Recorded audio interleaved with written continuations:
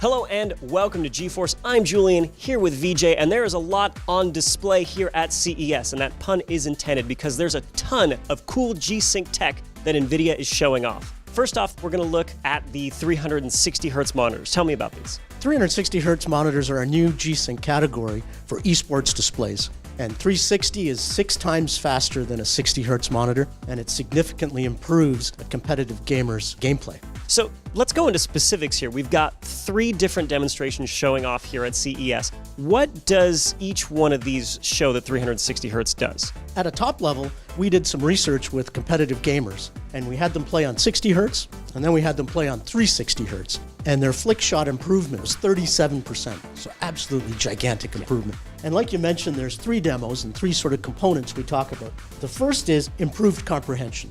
So if you look at any game that has a lot of motion, like Dota 2, at 360Hz, the animations are incredibly smooth.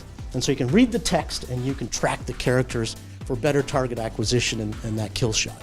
The second thing is something we call precision aiming and target acquisition. So as you're moving in a game, you want the clearest motion possible. You don't want any ghosting, you don't want any tearing, and you want smooth animation. So as you're tracking a target, you can tell it's a target, not the background.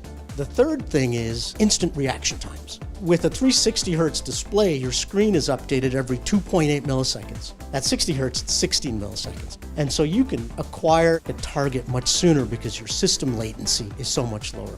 Yeah, I was playing the Dust 2 map opping, and I went from hitting nothing to 80 to 90% of the shots. But for somebody who has a 240Hz monitor, what kind of difference will 360Hz make? Yeah, great question. We had our research team look into that. So with pro players going from 60 to 240, they saw a 33% improvement. And like I mentioned, from 60 to 360, they saw 37. So 4%.